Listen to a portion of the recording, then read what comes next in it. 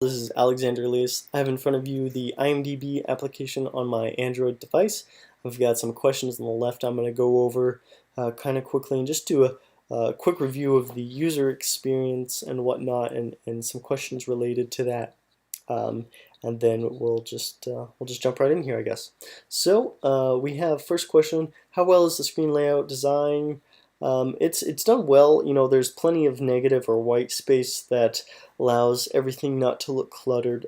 So it enables the ability to really have a bunch of different information on, kind of still related to movies and media in that sense, but all different.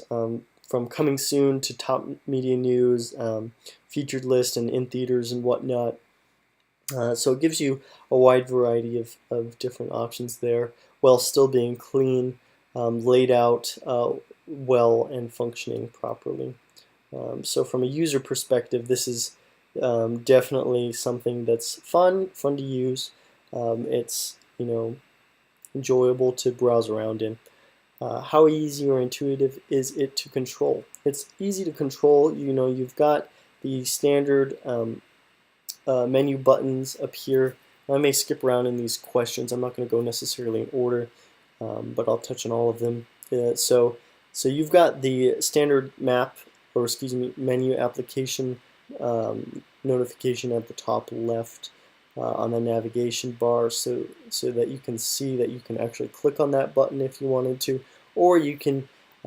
It's pretty much a standard platform standard now. Have the ability to actually just swipe from the left side of the screen over to the middle and get that menu also. There is a search functionality that's pretty powerful.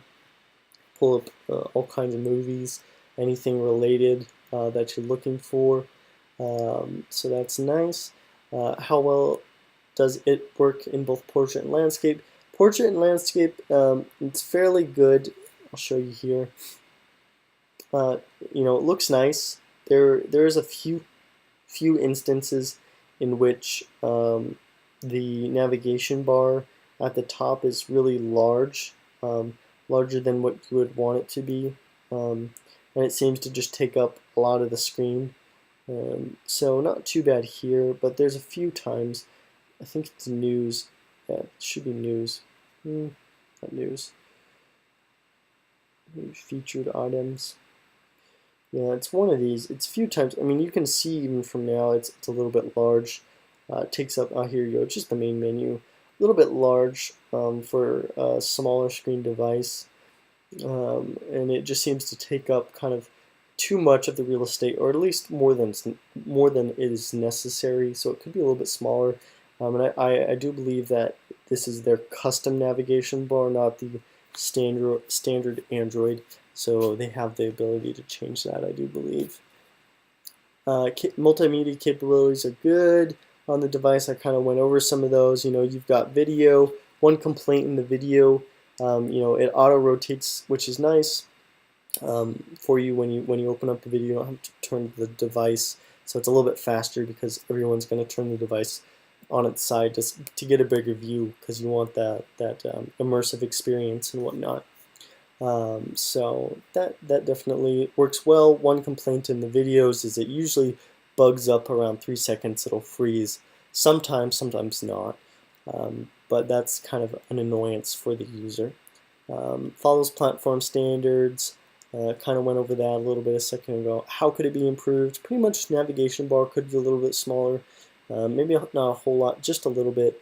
And then that video, really, those are the only things that really need to be improved. Besides that, lots of neat media integrations, such as viewing the website from within the application.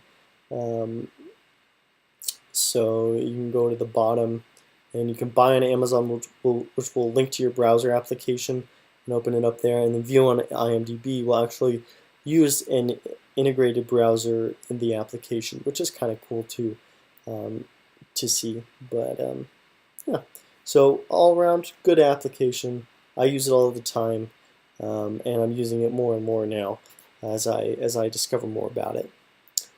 But thank you for watching.